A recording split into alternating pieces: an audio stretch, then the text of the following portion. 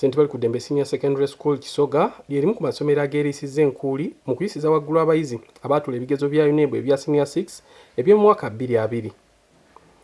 Essomero lino erisangibwa mu Ntenjeru Kisoga Town Council mu District ey'e Mukono lirina abayizi bangi naddala abakola sciences abayise ebigezo bino nga bano mu kiseera kino bakuba bulatti.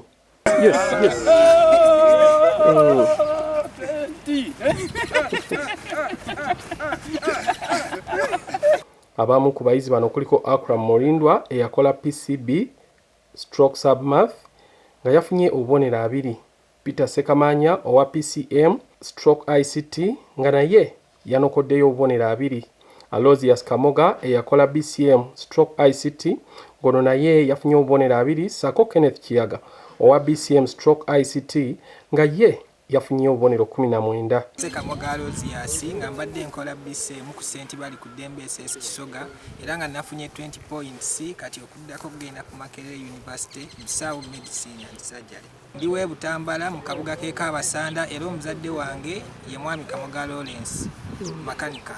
Ssekamanya Peter tubeera Katosi Mukono, muzadde wange mama yenganda Margaret, tata Ekyabayinze Posiano era nga nafunye 20 points era nga mbadde nkola PCM stroke ICT.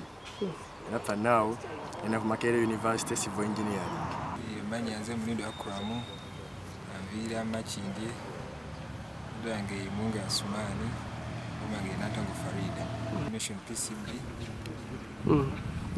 points 20. Nze Kiyaga Kenneth nsomera badde nsomera ku St. Balikuddembe Kisoga nga nafunye points 19 mu BCM ICT. Nebaza nnyo editicha okunsapotinga n'okunneesiga abasomesa bange bonna bebale bakadde bange. Bano olwaleero babukeereza nkokola ne batuuka ku ssomero wali ku Kaalamatendo ekisoga okwebaza ku basomesa baabwe n'okubeegattako okujaguliza awamu olw'obuwanguzi.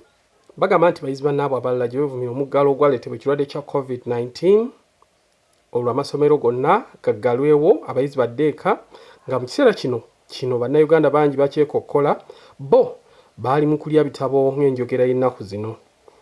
Bano bwe badde ewaka tebeebaka na kwekulisa ssomero anti kye baali bagoba baali bakirengera. Omuggalo gwandibadde gwatukosa naye abamu twakikozesanga chance ne tusitabilizingira ewaka ne tulibayizinga nnyo tukozesa WhatsApp group okusoma n'okufuna waaka.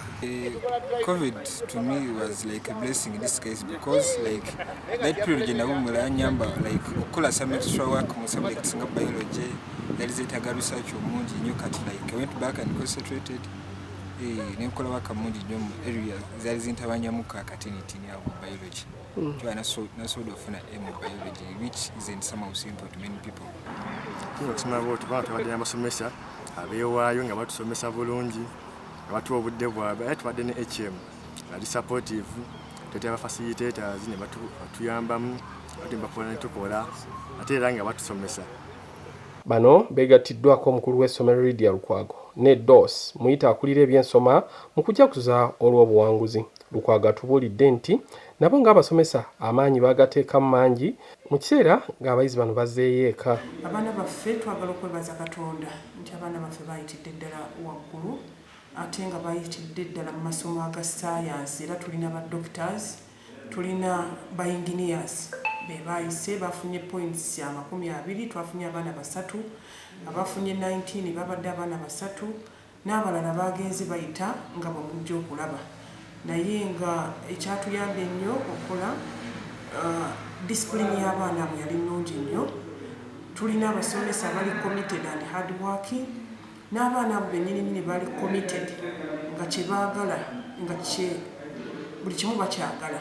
So kyatwanguyidde nnyo okulaba nti abaana abo basobodde okuyitira waggulu era nga ffe bamu ku masomero kati ag'amaanyi mu Mukono district. COVID bwe yatuuka ffe tetwalekera okusomesa twasigaza online teaching era abaana tubateeka ku WhatsApp groups ez'enjawulo okulaba nga nti okusoma tekuddirira era bwe babeereranga awaka nga basoma bwe bakomawo wano twagezaako kuttaanya okulaba nti bye baali beerabidde oba bye baali tebafunye basobola okubifuna nga bali ku ssomero. So ffe kyekyatukosa nnyo kubanga twasigala tusoma.